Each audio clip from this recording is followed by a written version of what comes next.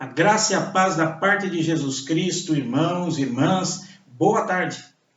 É um novo horário para as nossas escolas bíblicas dominical, por enquanto estivermos ainda enfrentando a questão de todo esse dilema que nós estamos então inaugurando a partir de hoje um novo horário. Por enquanto é uma adaptação que nós vamos nos amoldando a ela para que as coisas voltem à sua normalidade, já que estamos tendo o culto vespertino e o culto matutino. Então, a escola bíblica dominical, ela se faz sim necessário e é importante. Eu espero que os irmãos acompanhem, que os irmãos assistam e os irmãos possam meditar na palavra de Deus e crescer no conhecimento e na graça do nosso Senhor e Salvador, Cristo Jesus. Então, hoje estamos iniciando esta etapa, esperamos que seja por breve tempo, mas se faz necessário para que não fiquemos com esta lacuna também nas nossas meditações. E é óbvio também que toda a formatação ela será mais enxuta, um tempo menor, mas não vamos deixar de estudarmos, refletirmos na palavra de Deus e até mesmo para dar continuidade aos nossos estudos, o tema que nós já víamos desenvolvendo, até então como firmados na fé. Então a gente vai dar continuidade, só que agora com um novo horário, a partir das 2:30 da tarde. Então estamos lançando esses vídeos que assim contempla a escola bíblica dominical, até o Senhor permitir que a gente faça nesses moldes e até que Ele permita que a gente volte tudo à normalidade para a honra e para a glória do seu santo e excelso nome. Mas enquanto aqui então estivermos que usar desse instrumento, vamos rogar a Deus que Ele nos abençoe, que Ele nos fortaleça, que Ele nos sustente. Senhor Deus, muito obrigado por esse dia, agradecemos ao Senhor pela rica oportunidade que o Senhor nos dá, muito obrigado, Senhor, porque até aqui o Senhor tem nos sustentado, e estamos vivendo, Senhor, questões, ó Deus, que até então não tínhamos que lidar com elas. Ó Deus, nos ajude a nós nos ajustarmos, ó Deus, nos amoldarmos, ó Deus, diante a necessidade, diante o momento que nós estamos passando. Cremos que o Senhor está no comando, continuamos insistentemente a orar, a suplicar ao Senhor, que o Senhor tenha misericórdia de nós, que o Senhor possa, ó Deus, fazer cessar, Senhor, esse terrível mal que abate a toda a humanidade. Ó Senhor, seja feita a tua vontade. Agora, Senhor, também esteja conosco, iluminando a nossa mente, abrindo os nossos corações para a meditação e leitura da Tua Palavra. Assim nós oramos, fortalecidos nos méritos de Cristo Jesus. Amém, Senhor. Amém. Amém. Irmãos, como já acabamos de observar, é uma novidade para todos nós, mas esperamos que sejamos úteis para os irmãos e irmãs que acompanhem esse momento tão importante para nós. E como comumente também nós assim anunciávamos, nós também queremos agradecer a Deus pelos aniversariantes, que iniciaram este mês de agosto e Deus permitiu a eles completarem mais um ano de vida.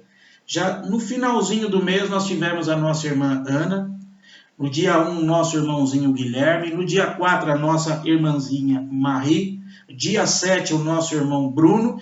E hoje, completando mais um ano de vida, também temos a nossa irmã Camila Bugias, que está agora longe de nós, lá na Bahia, mas está próximo de nós também no coração. Então, um feliz aniversário a todos vocês, que Deus os guarde, que Deus sempre esteja ao lado de cada um de vocês. Louvado seja o nome do Senhor, feliz aniversário para vocês, meus irmãos. E nós vamos então dar a continuidade na nossa meditação. Vamos então remir o tempo aqui, aproveitar que nós temos um tempo curto, mas vamos aproveitá-lo da melhor maneira possível para a honra e para a glória do nosso grandioso Deus. A gente vem discorrendo durante esses domingos sobre o tema firmados na fé. E a nós cabe repartir aos irmãos, como eu já falei desde o início, a primeira lição, que esses estudos eles estão baseados no livro chamado Firmados na Fé, escrito por John Stott. E a gente então vem desenvolvendo desde o início da carreira cristã e agora chegamos ao ponto aonde se diz o que os cristãos creem, né? No que nós acreditamos. Então nós estamos tendo como paradigma, assim como o autor do livro usou, e nós também estamos fazendo, já que estamos baseando as nossas meditações nesse livro, a gente está usando então como paradigma nesse tema, o que crê os cristãos, o credo apostólico, que está geralmente lá no finalzinho da Bíblia. Talvez muitos, a maioria de nós, nossa igreja, a igreja presbiteriana, comumente quando pede para casa, para a Sociedade Bíblica do Brasil imprimir as Bíblias, né, confeccionar as Bíblias, então está colocado ali o credo apostólico, ou seja, ele tem esse nome não é porque foi os apóstolos que escreveu esses credos. Sempre relembrando que este credo, ele foi composto, ele foi organizado da maneira que nós temos aqui hoje, no século XXI, que chegou até nós, ele foi organizado isso lá em meados do século VIII da nossa era. Então, nós temos essa organização, mas não foram os apóstolos que escreveu. Mas por que então ele se chama credo apostólico? Porque ele contém um resumo dos ensinamentos apostólicos. E os ensinamentos apostólicos, eles atestam ser palavra de Deus, porque os apóstolos conviveram com Jesus Cristo, aprenderam com o Mestre e foram responsabilizados pelo Senhor Jesus a transmitirem a palavra de Deus. Então aqui está um resumo.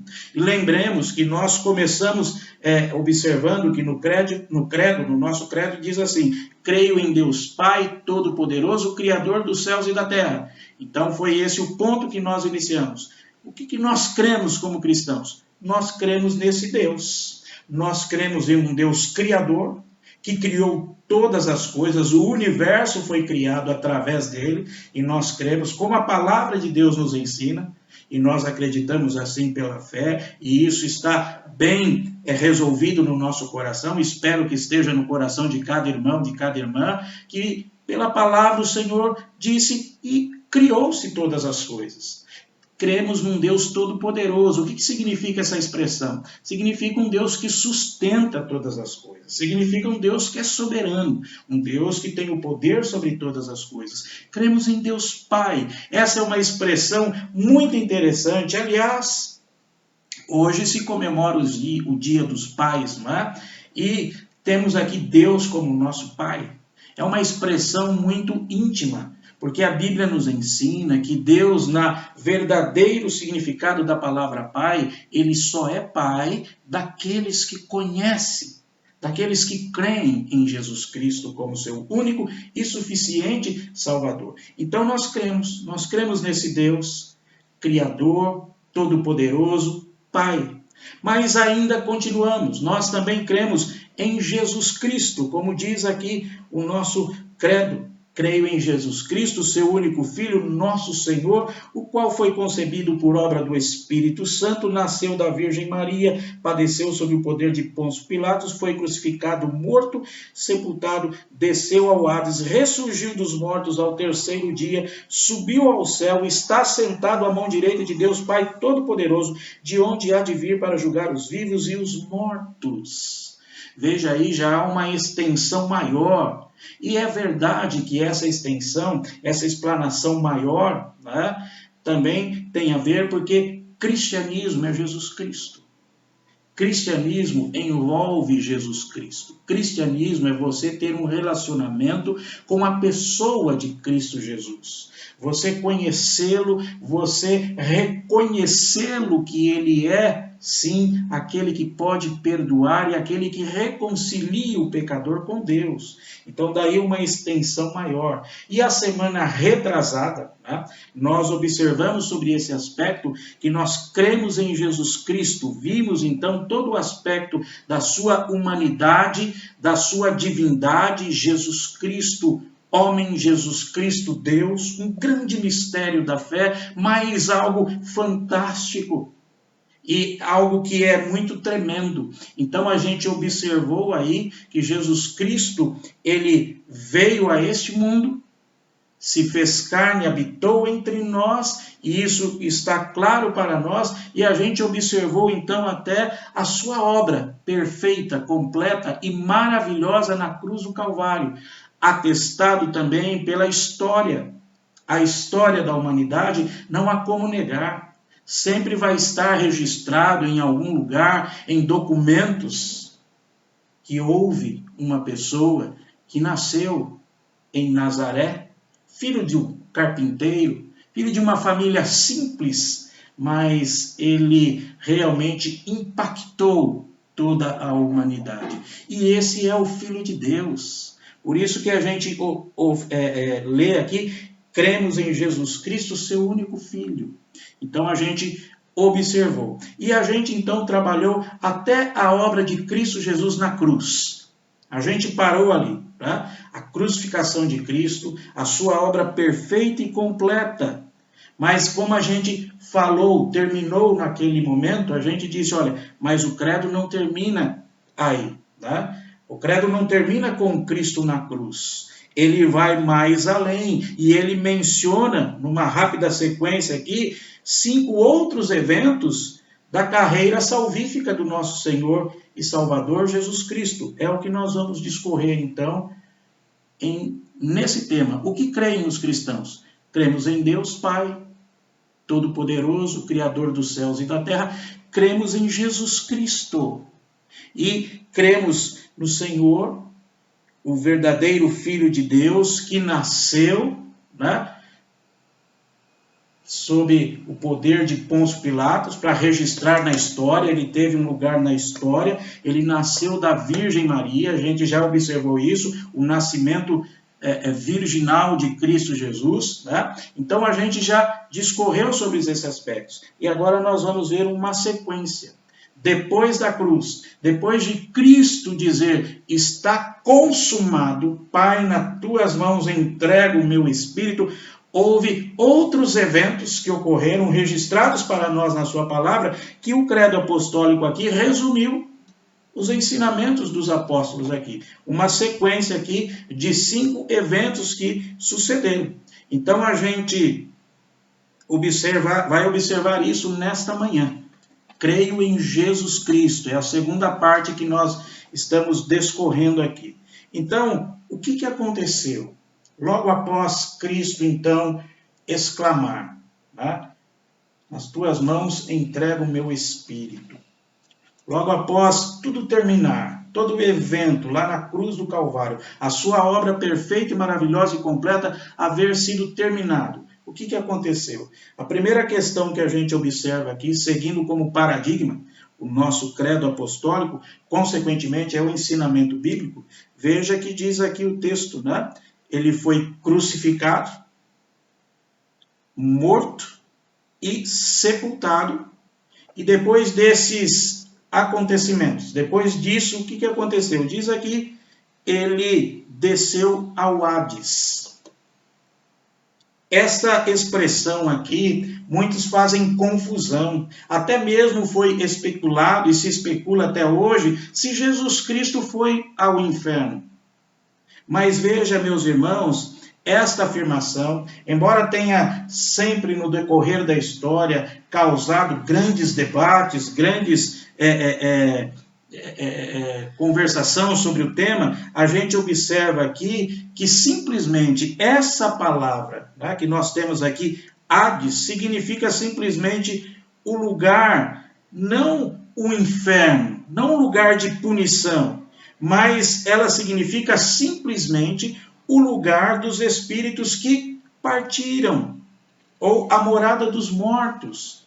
mas não significa em si a palavra inferno. Então, é por isso que no Novo Testamento, geralmente a palavra morte e Hades, elas aparecem associadas como o evento em si e o lugar para onde ela conduz. Então, sempre no Novo Testamento, quando a gente lê morte, Hades, elas vão aparecer como associadas, como um evento em si e também o lugar, né, para onde ele conduz. Por exemplo, vamos ler aqui em Apocalipse, capítulo 1, no livro de Apocalipse, no capítulo 1, vamos ler aqui o versículo 18. Apocalipse 1, versículo 18. Olha só o que nos diz a palavra.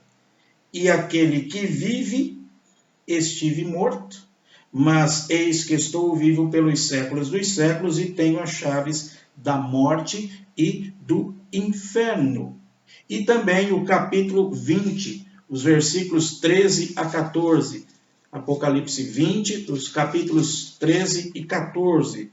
Olha o que diz para nós. Então a morte e o inferno foram lançados para dentro do lago de fogo. Esta é a segunda morte, o lago de fogo. E se alguém não foi achado escrito no livro da vida, esse foi lançado para dentro do lago de fogo. Então a gente observa essas questões. Nas versões mais modernas do credo apostólico, nas versões mais modernas, esta afirmação aí que a gente tem hoje, né, desceu ao Hades, ela foi substituída pela expressão desceu ao mundo dos mortos. Mas não significa que Jesus desceu ao inferno.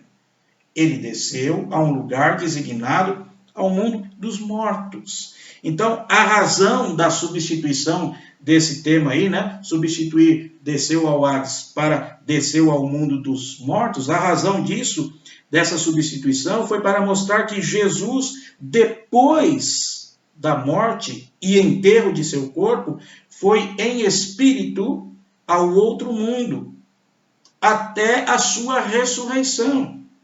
Ele fez isso, em parte, para anunciar a grande vitória que havia conquistado na cruz, e em parte também para assegurar que agora ele já havia passado por todas as experiências que fazem parte da nossa humanidade, inclusive a morte e o Hades, que não deveria, portanto, nos amedrontar.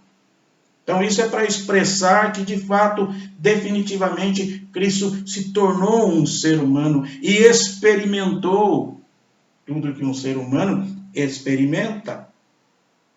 Então esse é o primeiro aspecto. O que aconteceu com Jesus logo após o seu sepultamento? Como diz aqui, cremos em Jesus Cristo, né? Voltando aqui ao credo apostólico, e aí diz aqui que foi crucificado, morto, sepultado, desceu ao Hades. Então, essa expressão não significa que Jesus Cristo foi até o inferno, mas simplesmente que o Espírito foi ao lugar dos mortos.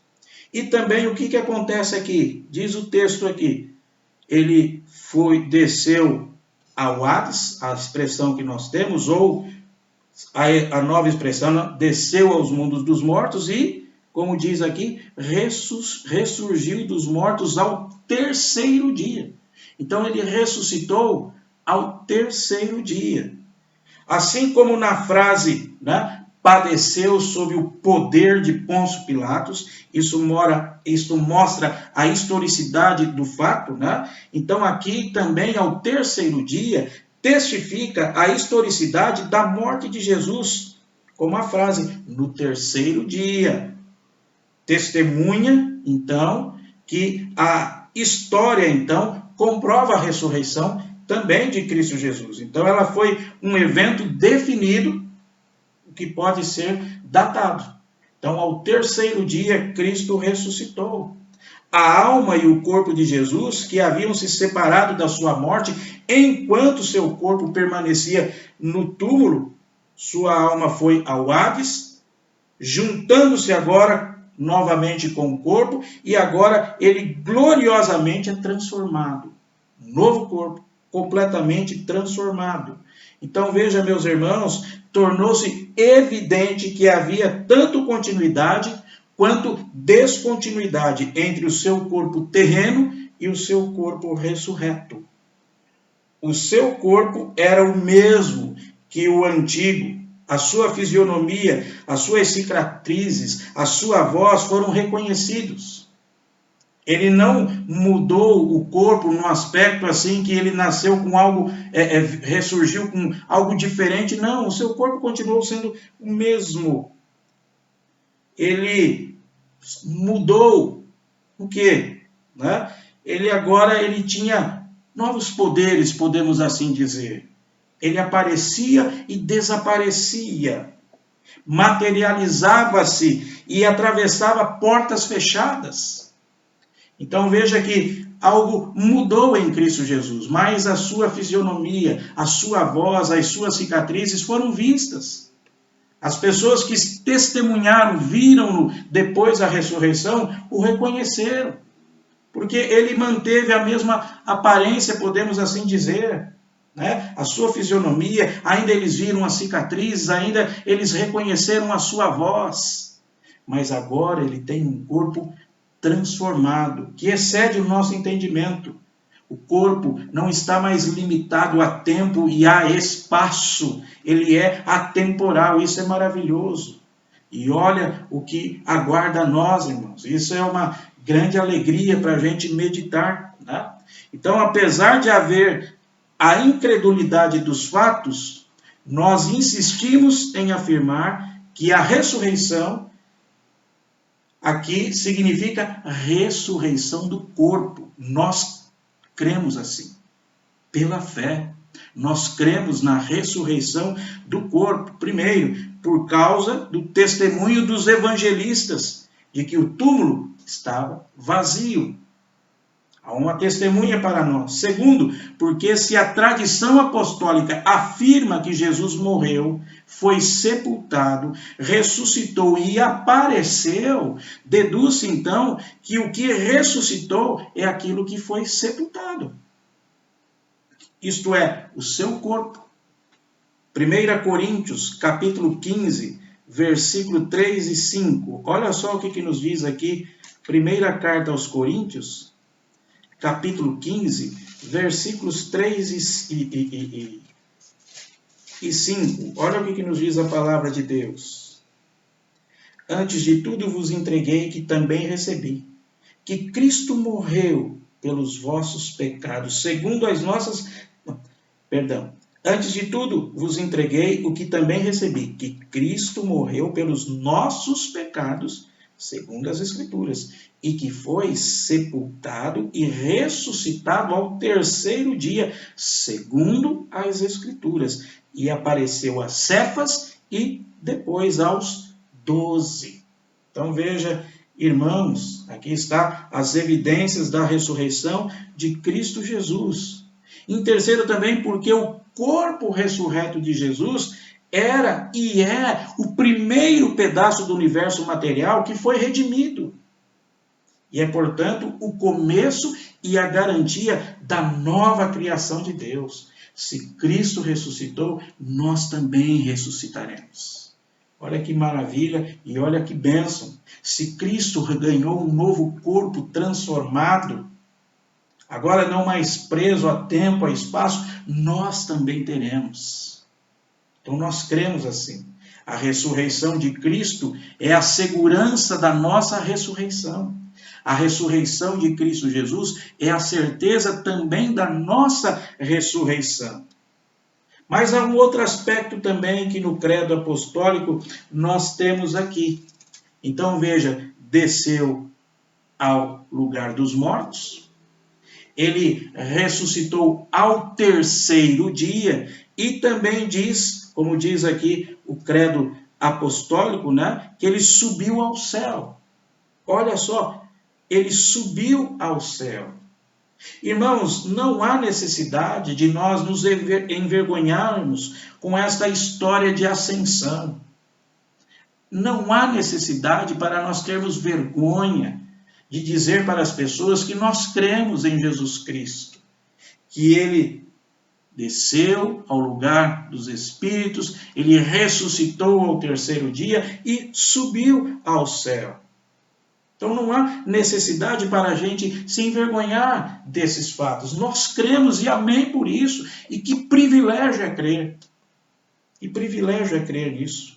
Então veja que o evangelista Lucas certamente acreditava nela como sendo um evento histórico, pois ele enfatizava que houve testemunhas oculares do acontecimento. Lucas registrou quando Jesus foi assunto aos céus. Vamos relembrar aqui o registro que o evangelista Lucas escreveu para nós em Atos dos Apóstolos, no capítulo 1, versos de 9 a 11. Atos 1, versos 9 a 11. Vamos ler aqui o que está relatado para nós, segundo Lucas registrou para nós aqui. Atos 1, de 9 a 11. Olha só o que nos diz o texto.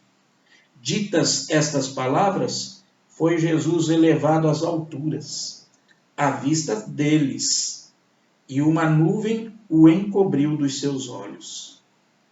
E, estando eles com os olhos fitos no céu, enquanto Jesus subia, eis que 2 varões, vestidos de branco, se puseram ao lado deles, e lhes disseram: varões galileus, por que estáis olhando para as alturas? Esse Jesus, que dentre vós foi assunto ao céu, virá do modo como o vistes subir.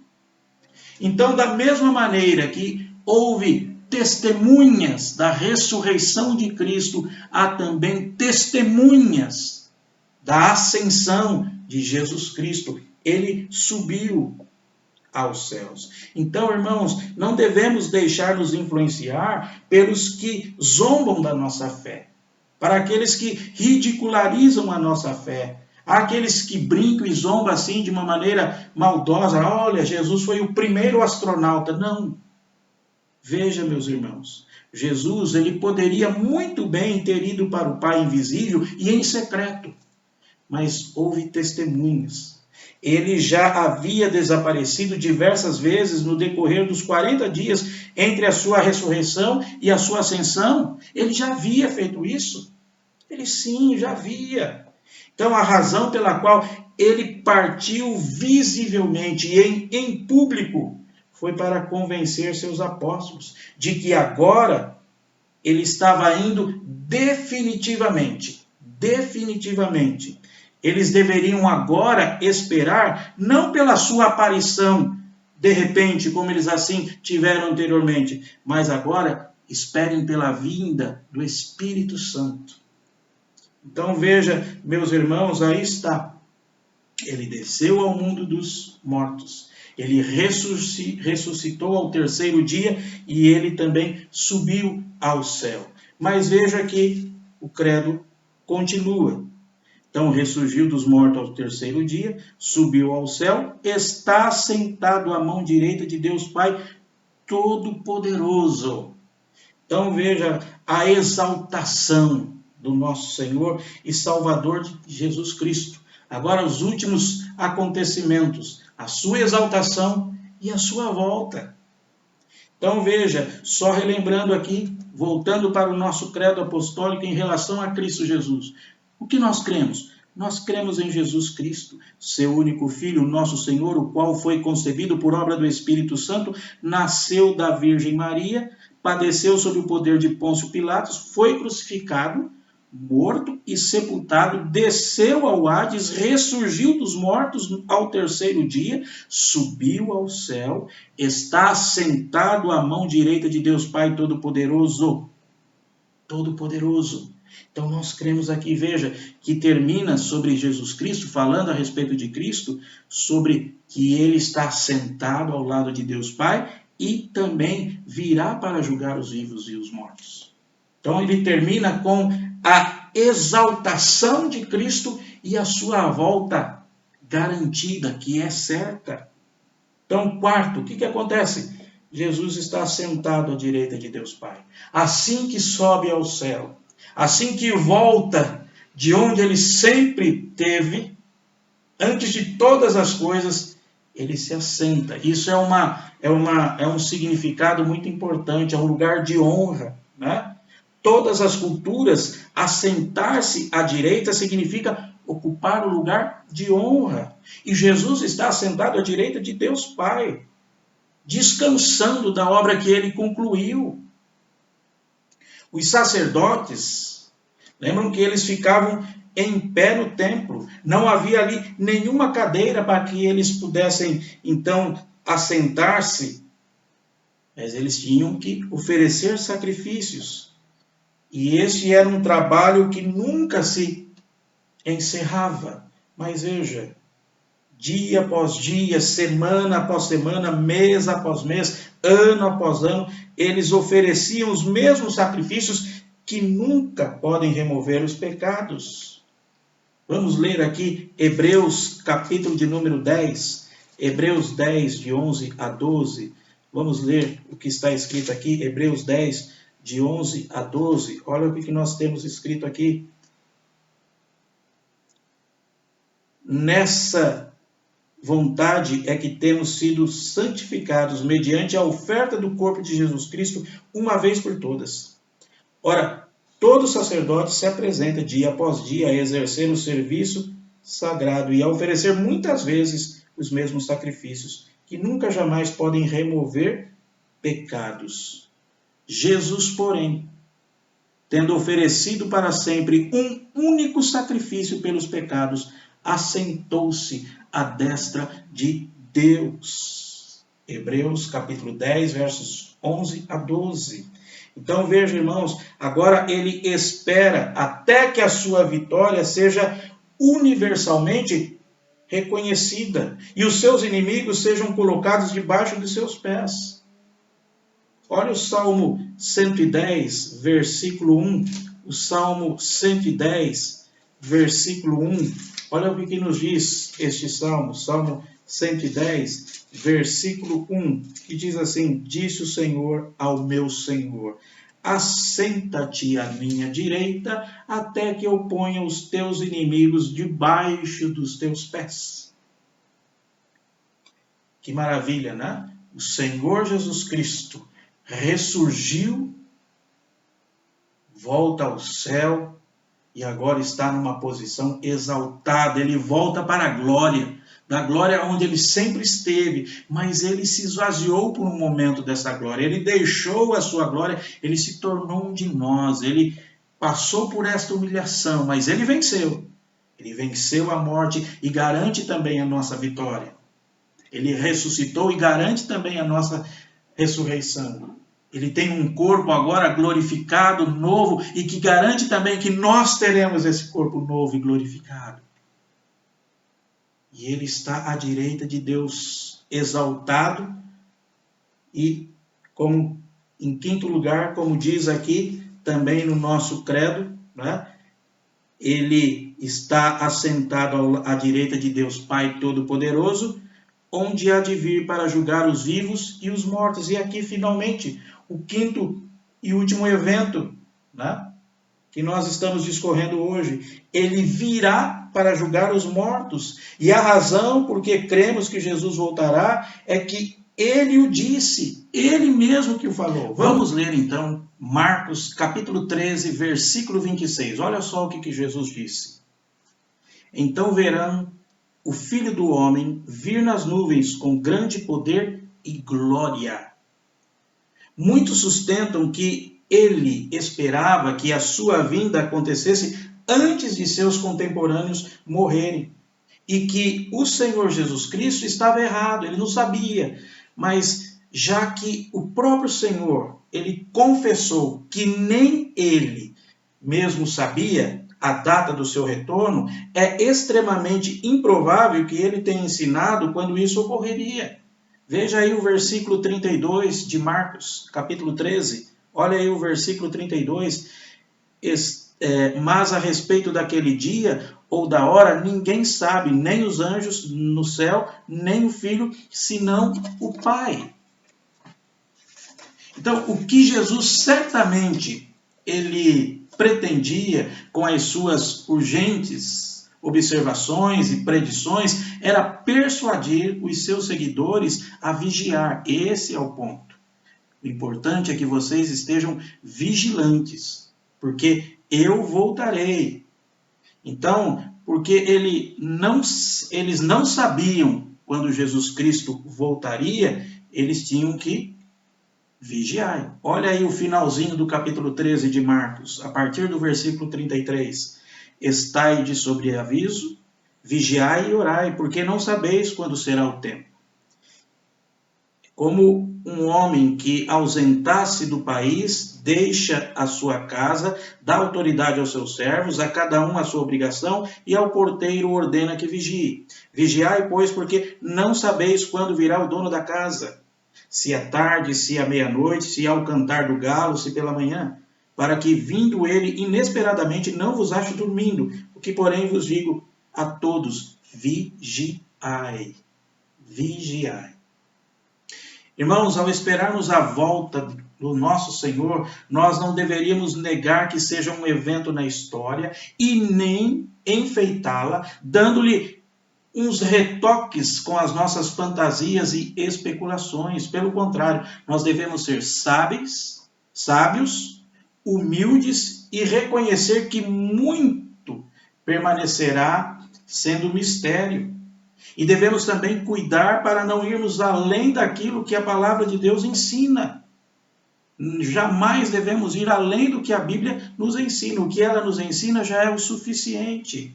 Mas nós podemos afirmar, pelo menos, algumas questões que são certas, que a Bíblia nos ensina a respeito da volta de Cristo. Por exemplo, a volta de Cristo ela será pessoal. O próprio Senhor Jesus Cristo, ele disse, eu vou voltar. Veja aí, Atos 1:11. Nós já lemos esse texto, mas vamos ler de novo. Atos capítulo 1, versículo 11. Olha só o que nos diz. Varões galileus, por que estáis olhando para as alturas? Esse Jesus que dentre vós foi assunto ao céu, virá do modo como vistes subir. Então, o próprio Senhor Jesus, a sua volta ela será pessoal, a sua volta também será visível. Olha só Apocalipse, capítulo 1, versículo 7. Apocalipse, capítulo 1, versículo 7. Olha o que nos diz a palavra de Deus. Eis que vem com as nuvens e todo o olho verá. Então a volta do Senhor será pessoal. O próprio Senhor Jesus voltará, será visível e ela também será universal e inquestionável. Olha só Lucas, capítulo 17. Lucas, capítulo 17, versículo 24. Olha o que nos diz a palavra de Deus. Lucas 17, 24. Diz assim, porque assim como o relâmpago, fuzilando, brilha de uma a outra extremidade do céu, assim será no seu dia o Filho do Homem. Como um relâmpago, ela será universal, inquestionável, e também a volta de Cristo, ela será gloriosa. Olha aí a carta do apóstolo Paulo aos Tessalonicenses, 2 Tessalonicenses, capítulo 1, versículo 9. 2 Tessalonicenses 1:9. Olha só o que nos diz a palavra. 2 Tessalonicenses 1:9. Olha o que diz o texto.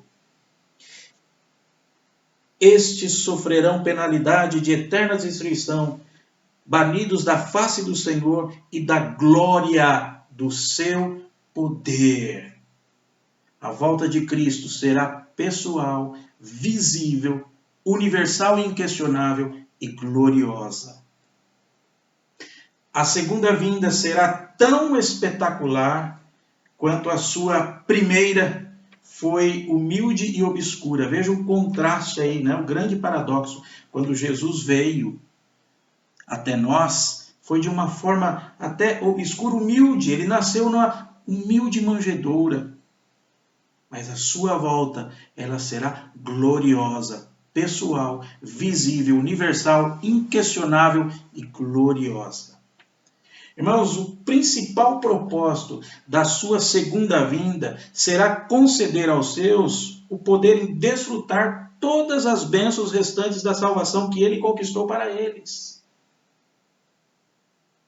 Jesus irá ressuscitá-los da morte, dando-lhes novos corpos, corpos novos, gloriosos, como o seu. E finalmente os levará para os novos céus e nova terra, onde habita a justiça, como havia prometido. Olha só Filipenses, capítulo de número 3, versículo 21, Filipenses 3, 21. Olha o que nos diz a palavra: o qual transformará o nosso corpo de humilhação para ser igual ao corpo da sua glória, segundo a eficácia do poder que ele tem de até subordinar a si todas as coisas. E 2 Pedro, capítulo 3, versículo 13, 2 Pedro 3,13, que nos diz assim: nós, porém, segundo a sua promessa, esperamos novos céus e nova terra nos quais habita a justiça. Mas o credo enfoca o segundo propósito da vinda de Cristo, que é o de julgar. Então ele voltará e julgará. Ele havia afirmado que o Pai confiou todo o julgamento ao Filho. Olha só João, capítulo 5, versículos 22. João, capítulo 5, versículo 22. Olha o que nos diz a palavra de Deus. João 5, 22. E o Pai a ninguém julga, mas ao Filho confiou todo o julgamento. E o versículo 27 desse mesmo capítulo: e lhe deu autoridade para julgar, porque é o Filho do homem. E os seus apóstolos, eles também declararam que Deus já havia o apontado juiz e estabelecido o dia desse julgamento. Olha Atos, capítulo 10, versículo 42. Atos 10, versículo 42. Olha só o que nos diz Atos 10, versículo 42. Diz assim para nós a palavra de Deus. Atos 10, 42. E nos mandou pregar ao povo e testificar que ele é quem foi constituído por Deus juiz de vivos e de mortos. Atos 17, 31. Atos 17, 31. Olha só o que diz a palavra de Deus. Atos 17, 31. Porquanto estabeleceu um dia em que há de julgar o mundo com justiça, por meio de um varão que destinou e acreditou diante de todos, ressuscitando-o dentre os mortos. Então, irmãos, aqueles que se recusarem a arrepender-se e a crer, sofrerão o terrível destino da destruição eterna, a separação da presença do Senhor. Olha só aí, 2 Tessalonicenses 1,9, nós acabamos de ler, vamos ler de novo esse texto, 2 Tessalonicenses, capítulo 1, versículo 9, olha só o que nos diz a palavra de Deus. Estes sofrerão penalidade de eterna destruição, banidos da face do Senhor e da glória do seu poder. E enquanto aqueles que se apresentaram a buscar a Jesus o perdão de seus pecados, herdarão o seu reino, que não tem fim. Então, como diz aqui, cremos em Jesus Cristo. E hoje nós vemos esse aspecto, já que estamos usando o credo apostólico como nosso paradigma, então nós cremos e falamos que ele desceu ao Hades, ressurgiu dos mortos, ressuscitou ao terceiro dia, subiu ao céu, está assentado à mão direita de Deus Pai Todo-Poderoso, aonde há de vir para julgar vivos e mortos. Nós cremos em Jesus Cristo. Semana que vem nós, se Deus assim permitir, continuaremos, porque temos a afirmação, cremos no Espírito Santo. Cremos na terceira pessoa da Trindade. Cremos em Deus Pai, cremos em Deus Filho e cremos em Deus, o Espírito Santo, que é uma pessoa. Vamos orar, irmãos. Ó Deus, obrigado, Senhor, por nos dar esta rica oportunidade de juntos meditarmos e refletirmos na sua palavra. Bendito seja o teu nome, Jesus Cristo, que ressuscitou. Está assentado ao lado de Deus Todo-Poderoso e voltará em glória. Bendito seja Jesus que ressuscitou, ganhou um corpo novo transformado, garantindo a nossa ressurreição, garantindo para nós também um novo corpo, para a honra e glória do teu nome, Jesus. Assim nos auxilia a cada momento a desfrutarmos da tua presença e termos alegria e prazer de compartilhar que o Senhor Jesus Cristo salva. Assim oramos, pedindo-te perdão pelos nossos pecados, pois oramos nos méritos de Jesus. Amém, Senhor. Amém. Irmãos, uma boa tarde. Esperamos os irmãos às 7 horas no nosso culto de adoração ao nosso Deus. Deus os guarde pelo seu poder, pelo seu amor, esteja sempre ao vosso lado. Deus abençoe.